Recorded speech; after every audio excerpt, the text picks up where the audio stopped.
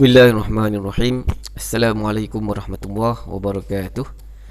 Tuan-tuan dan puan-puan yang dirahmati oleh Allah Subhanahu wa taala sekalian, marilah kita memulakan pengajian pada pagi ini dengan membaca Ummul Kitab Al-Fatihah. A'udzu billahi minasy syaithanir rajim. Bismillahirrahmanirrahim.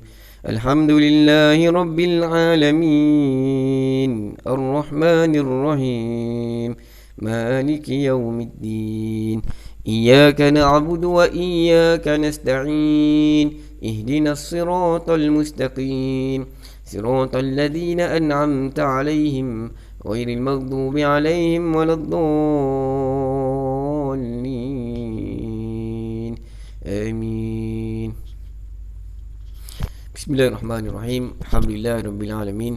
Wassalatu wassalamu ala nabiyil amin wa ala alihi wa sahbihi ajma'in. Subhanaka la ilma lana illa ma 'allamtana innaka antal alimul hakim. Amma ba'd. Alhamdulillah, tuan-tuan dan puan-puan, kita bersyukur kepada Allah Subhanahu wa taala kerana kita masih lagi diberi kesempatan.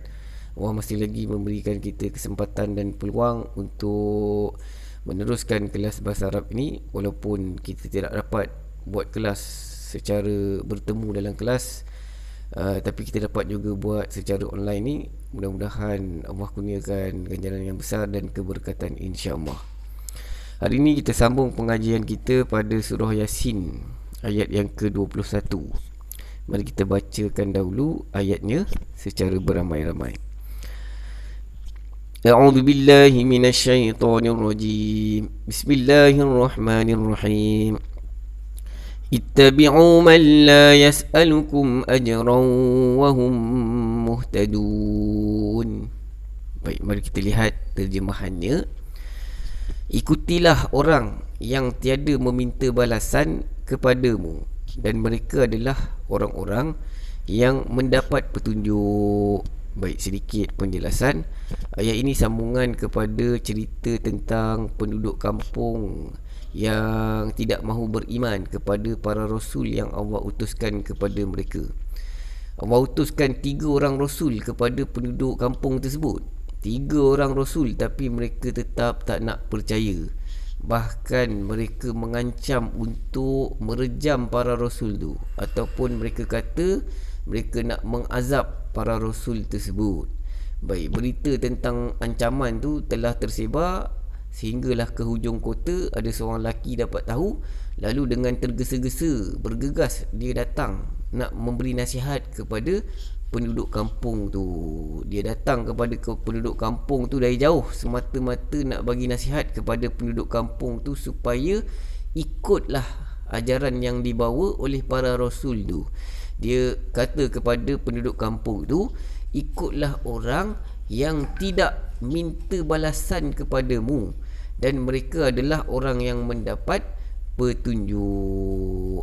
Baik, dia kata kepada penduduk kampung tu, ikutlah para rasul tu. Para rasul tu mereka buat kerja tak ada kepentingan duit. Mereka buat kerja tu memang semata-mata kerana Allah Subhanahu wa taala. Mereka hanya nak kebaikan daripada penduduk kampung tu. Para rasul ni mereka nak menyelamatkan manusia ni daripada masuk ke neraka. Mereka nak menyelamatkan manusia daripada mengamalkan ajaran yang salah. Mereka nak bawa manusia kepada ajaran yang benar tanpa meminta sebarang upah pun. Kemudian mereka ni memang confirm betul sebab mereka ni mendapat petunjuk daripada Allah Subhanahu wa taala. Jadi ikutlah mereka. Baik, antara pengajaran daripada ayat ni dan ayat yang sebelum, pengajarannya ialah kita kena jadi macam lelaki ni, sanggup datang dari jauh kerana nak membetulkan keadaan, sanggup datang jauh kerana nak memberi nasihat. Kalaulah andai kata, contohnya lah ya, kita dengar anak kita ada masalah ke, ataupun ada adik-beradik kita ada masalah, kalau boleh berilah nasihat. Tapi zaman sekarang mudah, tak perlu datang jauh-jauh. Kalau nak bagi nasihat boleh call saja, boleh mesej saja, sudah cukup untuk memberi nasihat. Kemudian lepas bagi nasihat tak boleh minta upah. Lepas bagi nasihat tidak boleh minta upah. Lepas berdakwah tidak boleh minta upah. Bagi nasihat dan dakwah ni tidak boleh minta upah. Kerana apa? Kerana benda yang wajib. Benda yang wajib tidak boleh minta upah. Seorang bapa wajib menjaga anaknya. Lepas dia jaga anak tu, dia tak boleh minta upah dengan anak tu. Tak boleh. Sebab menjaga anak ialah kewajipan seorang bapa. Baik. Berdakwah. Berdakwah ni hukumnya wajib. Semua orang kena berdakwah. Semua orang kena mengajak orang kepada kebaikan. Tapi lepas dah ajak orang, tidak boleh minta upah. Contohnya, saya ajak jiran saya pergi masjid. Lepas saya ajak tu, saya minta upah. Tak boleh. Sebabnya berdakwah tu hukumnya wajib. Benda yang wajib tidak boleh minta upah. Seorang emak mengajak anaknya sembahyang berjemaah. Lepas dia ajak sembahyang, dia minta upah pula. Tak boleh begitu. Sebab berdakwah hukumnya wajib. Benda yang wajib tidak boleh meminta upah. Suami belikan pakaian, belikan makanan untuk isteri, lepas tu minta upah. Tak boleh. Sebab memberi makanan dan pakaian kepada isteri hukumnya adalah wajib. Baik. Tapi dakwah ni dia tak sama dengan mengajar. Berdakwah, bagi nasihat, dia tidak sama dengan mengajar. Mengajar bahasa Arab, mengajar fiqh, mengajar matematik, mengajar bahasa Inggeris ke, mengajar bahasa Melayu. Semua pekerjaan tu memang buat kerana Allah Subhanahu Wa Taala.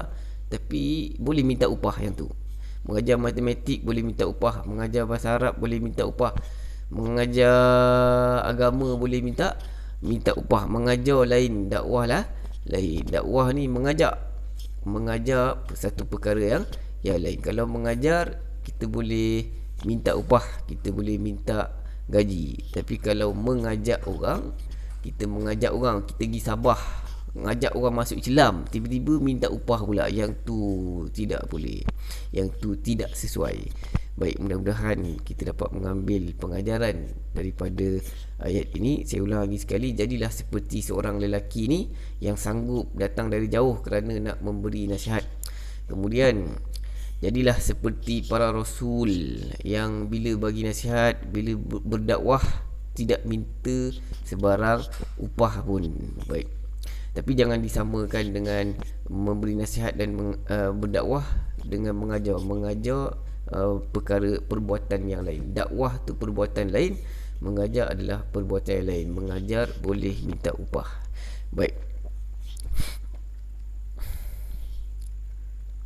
Baik, mari kita masuk kepada perbahasan word by wordnya.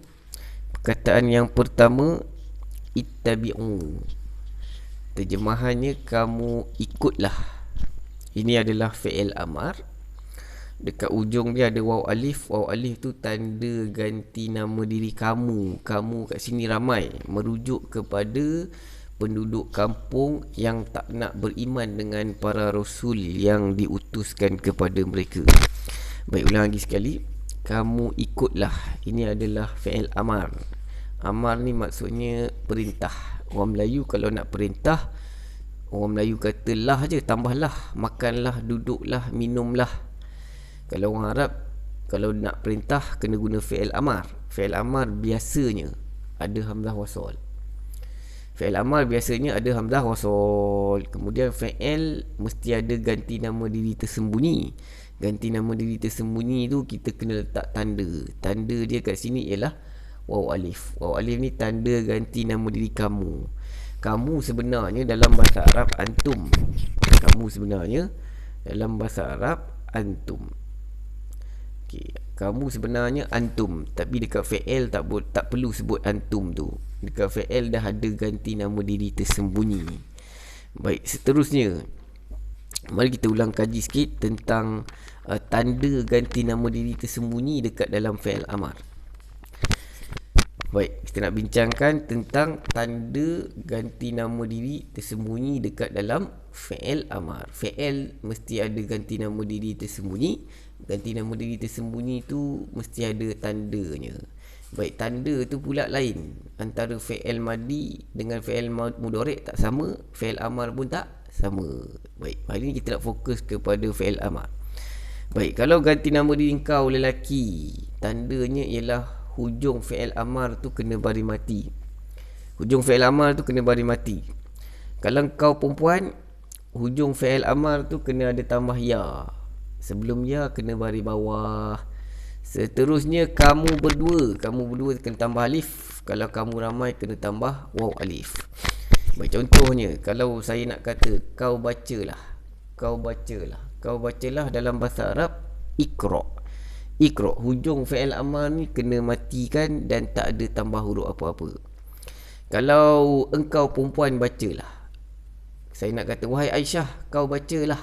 Aisyah perempuan, jadi saya kena tambah ya. Dekat ujung fi'il amar ni saya kena tambah ya. Sebelum ya kena tukar baris bawah. Baik, seterusnya kalau saya nak suruh dua orang, saya nak kata Ali dan Abu, kamu berdua bacalah. Baik, saya kena tambah alif. Sebelum alif kena letak baris atas, bunyinya Iqra. Seterusnya kalau kamu ramai letak waw alif. Sebelum waw kena baris depan. Baik, mari kita tengok dalam Al-Quran beberapa contoh fi'il amar. Allah Subhanahu wa taala berfirman, Qulna ya naru kuni bardan wa salaman ala Ibrahim. Terjemahannya, kami berfirman, hai api, jadilah dingin dan selamat bagi Ibrahim. Baik, dalam ayat ini Allah memberi perintah kepada api. Api dalam bahasa Arab perempuan, ya. Api dalam bahasa Arab nar ni perempuan. Baik, Allah kata hai api, jadilah dingin. Baik, kat mana perkataan jadilah ni? Baik, perkataan jadilah ni ialah fi'il amar. Fi'il amar kalau kepada perempuan kena ada ya kat ujung. Yang ada ya dekat ujung ialah kuni. Baik, selalu kita dengar perkataan kun. Kita selalu dengar perkataan kun. Dalam surah Yasin Allah berfirman, innama amruhu idza arada syai'an ay yaqula lahu kun fayakun. Baik, kalau kun terjemahannya jadilah. Baik, tapi untuk lelaki. Kalau perempuan, kuni. Kuni maksudnya kau jadilah. Kun pun sama, kau jadilah. Tapi yang kuni ni kau perempuan. Kalau saya nak kata wahai Ali, kau jadilah cikgu, dalam bahasa Arab saya kena kata ya Ali kun muallim. Kalau perempuan, wahai Aliyah, kau jadilah cikgu, dalam bahasa Arab ya Aliyah kuni muallimah. Baik, dekat ujung fi'il amar ni kalau perempuan kita kena tambah ya. Baik, mari tengok contoh yang lain. Allah Subhanahu wa taala berfirman, وَلَقَدْ عَلِمْتُمُ الَّذِينَ اعْتَدَوْا مِنْكُمْ فِي السَّبْتِ فَقُلْنَا لَهُمْ كُونُوا قِرَدَةً خَاسِئِينَ. Terjemahannya, dan sesungguhnya telah kamu ketahui orang-orang yang melanggar di antaramu pada hari Sabtu. Lalu kami berfirman kepada mereka, jadilah kamu kera yang hina. Baik, dalam ayat ni Allah kata kunu. Tadi kita jumpa kuni. Dalam surah Yasin kita jumpa kun. Baik, yang ni kita jumpa kunu. Ada waw alif kat ujung. Kalau ada waw alif, maksudnya ganti nama diri dalam fi'il amar tu kamu ramai. Baik, kunu kat sini maksudnya ialah jadilah kamu, ataupun kamu jadilah. Baik, kamu jadilah. Baik, ini fi'il amar. Dia punya ganti nama diri kamu. Kamu ni ramai. Tandanya ialah waw alif. Baik, seterusnya mari tengok contoh yang lain. Allah Subhanahu wa taala berfirman, فَقُولَا لَهُ قَوْلًا لَيِّنًا لَعَلَّهُ يَتَذَكَّرُ أَوْ يَخْشَى. Terjemahannya, maka kamu berdua berkatalah kepadanya dengan kata-kata yang lemah lembut, mudah-mudahan ia ingat atau takut. Baik, Allah Subhanahu Wa Taala menyuruh Nabi Musa dengan Nabi Harun bertemu dengan Fir'aun kata kepada dia dengan kata-kata yang lemah lembut. Baik, dakwah ni kalau nak berkesan mesti dengan kata-kata yang lembut, mesti dengan akhlak yang baik, barulah dakwah itu berkesan, insya-Allah. Baik, tengok kat situ perkataan qula. Tengok perkataan qula. Baik, perkataan qula ada alif kat ujung. Ada alif kat ujung tu, terjemahannya mesti ada ganti nama diri kamu berdua. Qula terjemahannya kamu berdua berkatalah. Kamu berdua berkatalah. Tadi kita jumpa tadi kita jumpa kunu kan. Baik, kunu ada waw alif. Kalau waw alif kamu ramai. Kalau saya nak tukar kat sini, saya nak kata kamu ramai, kamu berkatalah, hujungnya saya kena letak waw alif. Qulu. Kita selalu dengar kul. Kul tak ada tambah apa-apa kat ujung. Kalau tak ada tambah apa-apa kat ujung, ganti nama diri dekat dalamnya ialah kau. Kalau kamu berdua, qula, ada tambah alif kat ujung ni. Baik, ulang lagi sekali tuan-tuan. Fi'il amar kalau ganti nama diri kau lelaki, hujungnya mati, tak ada tambah apa-apa. Kalau kau perempuan, hujungnya ada ya. Kalau kamu berdua, hujungnya ada alif. Kalau kamu lebih dari 2, 3 orang dan seterusnya, kena tambah dekat hujung fi'il amar tu waw alif. Baik, mudah-mudahan jelas. Seterusnya, perkataan yang berikutnya man. Terjemahannya orang yang. Man terjemahannya orang yang, dia adalah isim mewakili. Baik, dalam ayat tadi Allah berfirman, ittabi'u man la yas'alukum ajra. Kamu ikutlah orang yang tak minta kepada kamu upah.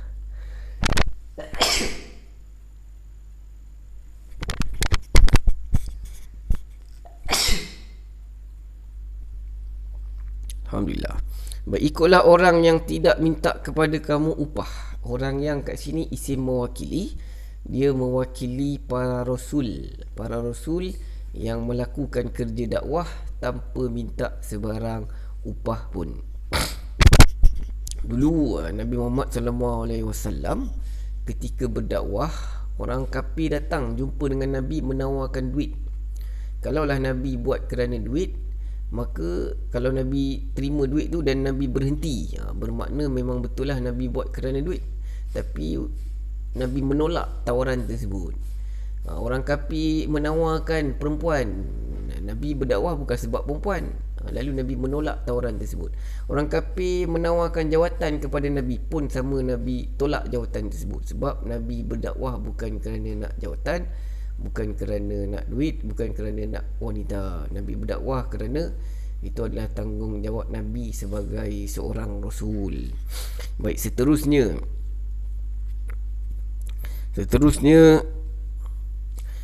perkataan yang berikutnya ialah la. Baik, la terjemahannya tidak, dia adalah haruf nafi. Baik, seterusnya selepas la, yas'alukum. Terjemahannya dia minta kamu. Baik, ada 2 patah perkataan di situ. Yang pertama yas'alu. Yas'alu maksudnya dia minta. Itu adalah fi'il mudhari'. Baik, ulang kaji sikit. Fi'il ialah perbuatan yang ada ganti nama diri tersembunyi. Baik, dia ni tersembunyi. Dia sebenarnya dalam bahasa Arab huwa. Dia dalam bahasa Arab sebenarnya huwa. Kita selalu sebut qul huwallahu ahad. Baik, dia sebenarnya huwa, tapi dekat fi'il tak perlu sebut huwa. Sebab fi'il ni dia ada dah ganti nama diri tersembunyi. Baik, ganti nama diri tersembunyi tu kena letak tanda yang betul. Tanda kat sini ialah huruf ya. Baik, kemudian ini fi'il mudhari'. Macam mana tahu dia fi'il mudhari'? Ada tandanya. Tandanya ialah huruf ya ni. Ya ni tanda ganti nama diri dia. Dan juga dalam masa yang sama, ya ni tanda fi'il mudhari'. Oleh kerana ini fi'il mudhari', jadi terjemahannya tidak ada telah. Sebab fi'il mudhari' ni perbuatan yang sedang berlaku. Baik, seterusnya kum. Kum dekat ujung tu, itu ganti nama diri melekat. Fungsi ganti nama diri dekat ayat ini ialah yang diperlakukan. Baik, kamu kat sini yang diminta, yang tidak diminta. Kamu tidak diminta upah, kamu tidak diminta. Kamu kat sini yang diperlakukan. Baik, orang Arab kata ganti nama diri kalau duduk di hujung fi'il, kalau dia berfungsi sebagai yang diperlakukan, kena guna ganti nama diri melekat. Kalau ganti nama diri jadi pelaku, kalau pelaku kena tersembunyi. Kalau yang diperlakukan kena guna ganti nama diri melekat. Baik, mari kita ulang kaji sikit. Ganti nama diri melekat ada 14. Ada 14 ganti nama diri melekat, iaitu hu, huma, hum, ha, huma, hunna, ka, kuma, kum, ki, kuma, kunna, ya, mati dengan na. Ulang lagi sekali. Ada 14 ganti nama diri melekat, iaitu hu, huma, hum, ha, huma, hunna, ka, kuma, kum, ki, kuma, kunna, ya, mati dengan na. Baik, kum maksudnya kamu. Kalau seorang saja ka, yas'aluka. Kalau kamu berdua, kuma. Baik, itu semua kategori ganti nama diri melekat. Ganti nama diri melekat ni dia confuse sikit dengan tanda ganti nama diri tersembunyi. Tanda ganti nama diri tersembunyi kita letak kat ujung kan. Ganti nama diri melekat pun dekat ujung juga. Jadi dia kadang-kadang keliru. Kalau nak bezakan terpaksa hafal lah ya. Kita kena hafal sebenarnya senarai ganti nama diri melekat ini. Baik, seterusnya perkataan yang berikutnya ajron. Baik, ajron terjemahannya upah ataupun pahala. Ajron terjemahannya upah ataupun pahala. Baik, dia adalah kalimat isim. Ajron ni ialah kalimat isim. Tanda dia isim ialah dekat ujungnya tanwin. Tanwin tu ialah tanda isim. Kemudian tanwin tu baris atas. Kenapa dia baris atas? Kerana dia yang diperlakukan. Baik, mari tengok ayat tadi. Allah berfirman, ittabi'u man la yas'alukum ajra. Terjemahannya, kamu ikutlah orang yang tidak minta kamu upah. Orang yang tak minta upah. Baik, upah kat sini tidak diminta. Upah kat sini tidak diminta. Jadi upah kat sini yang diperlakukan. Oleh kerana dia yang diperlakukan, maka baris hujungnya kena baris atas. Tanwin ni sebab isim. Tanwin ni tanda isim. Yang baris atas ni sebab dia yang diperlakukan. Kalau saya kata saya memberi upah, saya memberi upah maksudnya upah diberi oleh saya. Upah tu yang diperlakukan, maka kena baca baris atas dekat ujungnya. Kalau saya kata saya menyimpan upah, saya menyimpan upah, upah disimpan, upah disimpan oleh saya. Yang tu pun sama juga, dia kena baris atas sebab dia yang diperlakukan. Baik, seterusnya perkataan yang berikutnya wahum. Baik, terjemahan wahum ni sedangkan mereka.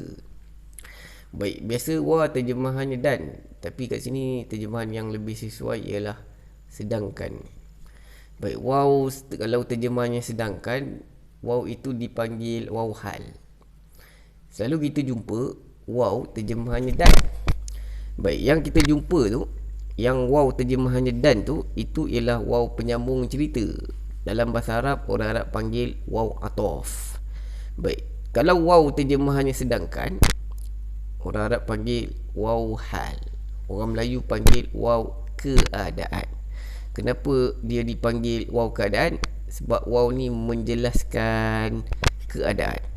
Baik, dalam ayat tadi Allah berfirman, ikutlah orang-orang yang tidak meminta upah, sedangkan mereka orang yang mendapat petunjuk.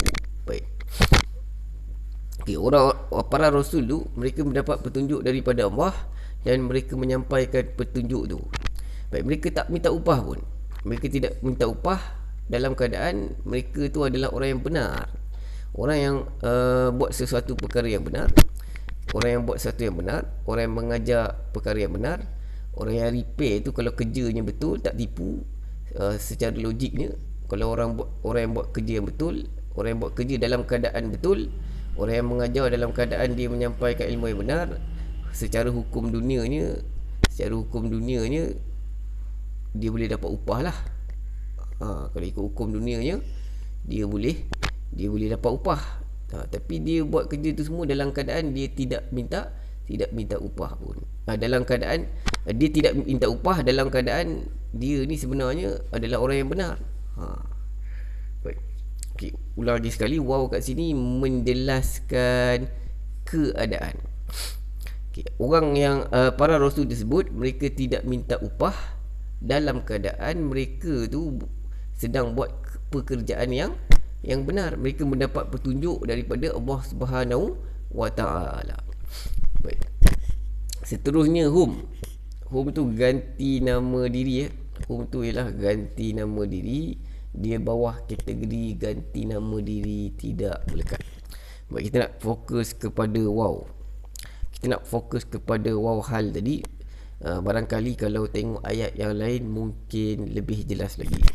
Baik, mari kita tengok waw hal dekat ayat yang lain. Mudah-mudahan kita lebih jelas tentang waw tersebut.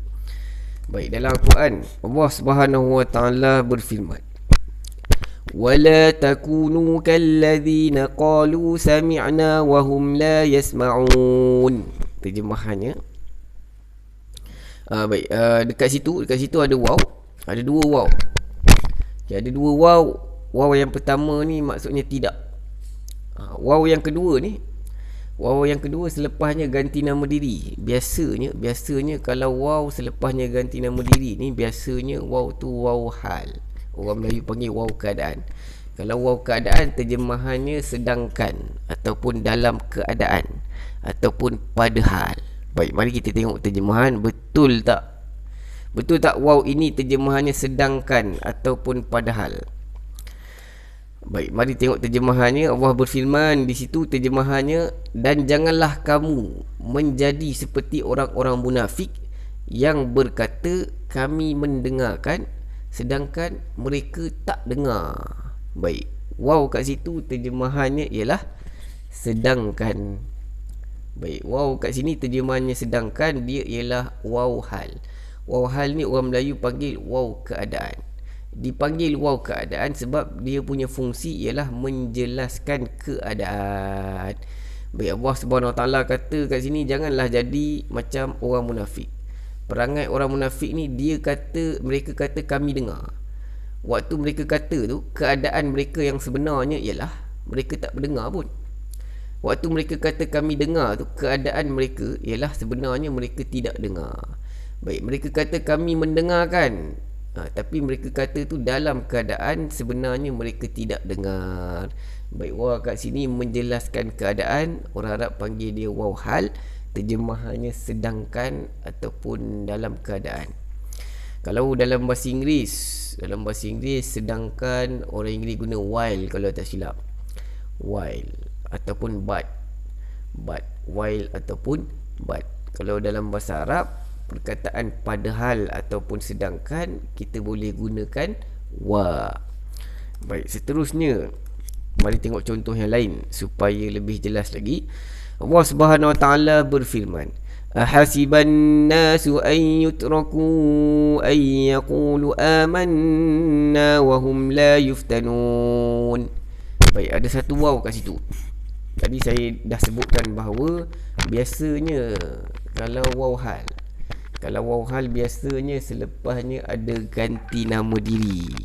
Baik, kalau waw hal maka terjemahannya bukanlah dan. Terjemahan yang lebih sesuai ialah sedangkan ataupun padahal ataupun dalam keadaan. Mari tengok terjemahannya. Apakah manusia itu mengira bahawa mereka dibiarkan saja mengatakan kami telah beriman, sedangkan mereka tak diuji lagi? Baik, manusia berkata kami telah beriman dalam keadaan mereka sebenarnya tidak diuji lagi. Baik, waw kat sini terjemahan yang lebih sesuai ialah sedangkan ataupun padahal. Baik, tak boleh manusia kata kami dah beriman dalam keadaan mereka sebenarnya tak diuji lagi. Tak boleh manusia kata kami telah beriman padahal mereka tidak diuji lagi. Baik, kat sini terjemahannya sedangkan atau padahal ataupun dalam keadaan. Baik, tak boleh manusia mengatakan dia telah beriman dalam keadaan mereka belum diuji lagi. Baik, dah diuji baru boleh cakap beriman ke tidak. Baik, seterusnya Allah Subhanahu Wa Taala berfirman, qalat ya wailata a'alidu wa ana a'udu. Lagi sekali, qalat ya wailata a'alidu wa ana ajuzun wa hadha ba'li shaykha inna hadha la syai'un ajib. Terjemahannya, isterinya berkata, sungguh menghairankan, apakah aku akan melahirkan anak padahal aku adalah seorang perempuan tua dan ini suamiku pun dalam keadaan yang sudah tua pula. Sesungguhnya ini benar-benar suatu yang sangat aneh.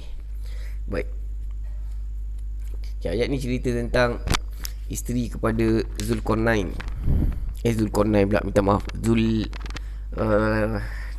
Zakaria, Nabi Zakaria.